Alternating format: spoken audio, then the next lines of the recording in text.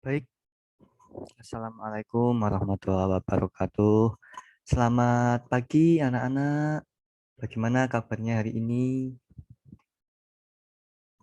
Oh ya, pertemuan kali ini membahas apa ya? Individu, kelompok, dan hubungan sosial. Betul. Oke, mari kita apa ya? Mari kita pelajari ya. Baik, akan saya share screen terkait materi pembelajaran individu, kelompok, dan hubungan sosial.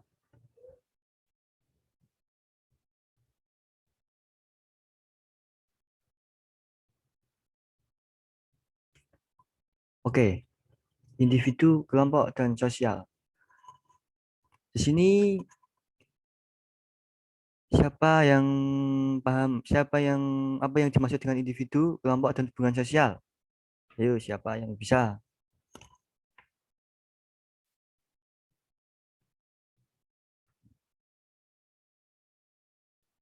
Baik, individu. Individu yaitu berasal dari bahasa Latin atau individuum yang berarti terbagi atau kesatuan terkecil. Jika definisikan, individu berarti orang atau seseorang atau perorangan. Individu membutuhkan orang lain dalam rangka memenuhi kebutuhan-kebutuhan hidupnya. Individu senantiasa melakukan hubungan-hubungan sosial dengan individu lain dalam rangka memenuhi kebutuhan-kebutuhan hidupnya.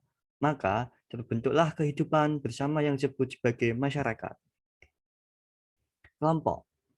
Apa itu kelompok?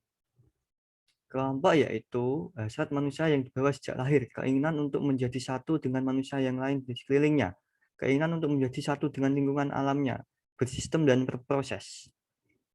Keterkaitan dan ketergantungan antar manusia satu sama lain mendorong untuk membentuk atau kelompok sosial. Syarat-syarat kelompok. Memiliki kesadaran sebagai bagian dari kelompok yang bersangkutan. Ada hubungan timbal balik antara anggota yang satu dengan yang lain. Ada faktor pengikat yang dimiliki oleh anggota kelompok, seperti kepentingan, tujuan, dan ideologi yang sama. Memiliki struktur tujuan dan pola perilaku yang sama. Lanjut, apa itu hubungan sosial? Hubungan sosial adalah hubungan yang dilakukan oleh dua orang atau lebih. Unsur mendasar dari hubungan sosial adalah interaksi sosial. Interaksi antar manusia terjadi karena saling membutuhkan. Interaksi sosial adalah hubungan timbal balik berupa aksi saling mempengaruhi antar individu dan kelompok, dan antar kelompok. Dalam hubungan tersebut, individu atau kelompok bekerja sama atau berkonflik, melakukan interaksi, baik formal maupun informal, baik langsung maupun tidak langsung. Dalam interaksi sosial, salah satu pihak memberikan stimulus atau aksi dan pihak lain memberikan respon atau reaksi. Lanjut, syarat terjadinya interaksi sosial. Kontak sosial dan komunikasi. Kontak sosial yaitu diturunkan dari bahasa Latin atau cum yang berarti sama-sama dan tengere yang berarti menyentuh. Kontak sosial memiliki sifat berikut. Kontak sosial dapat bersifat positif atau negatif. Kontak sosial dapat bersifat primer atau sekunder. Komunikasi. Komunikasi adalah pengiriman dan penerimaan pesan atau berita antara dua orang atau lebih sehingga pesan yang dimaksud dapat dipahami. 5 unsur pokok dalam komunikasi yaitu komunikator, komunikan, pesan, media, dan efek. Jadi, jika tidak ada dua syarat ini, maka tidak akan terjadi interaksi sosial. Faktor-faktor pendorong interaksi sosial, imitasi, sugesti, identifikasi, simpati, empati. Nanti dibahas lanjut mengenai apa itu imitasi, sugesti, dan lain-lain.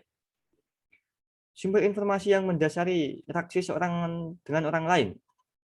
Salah satunya warna kulit, usia, jenis kelamin, penampilan fisik, bentuk tubuh, pakaian, dan wacana. Tahap pendekatan dan peregangan hubungan dalam interaksi sosial. Dalam interaksi sosial, dapat pendekatan terdiri dari proses memulai, menjajaki, meningkatkan, menyatupadukan, dan mempertalikan. Sementara itu, tahap peneragangan terdiri proses membeda-bedakan, membatasi, memacetkan, menghindari, dan memutuskan. Berikut bentuk-bentuk interaksi sosial.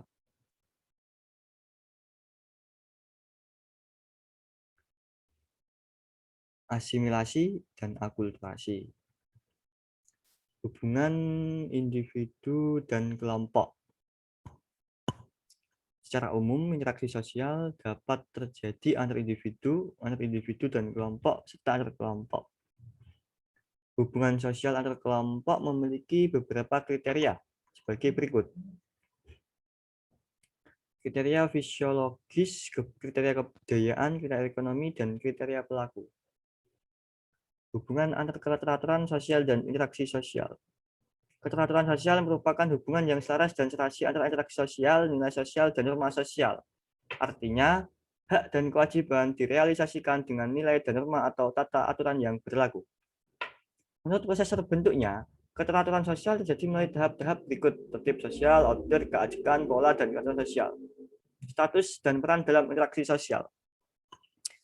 Status dan peran seseorang mempengaruhi cara untuk bentuk interaksi sosialnya.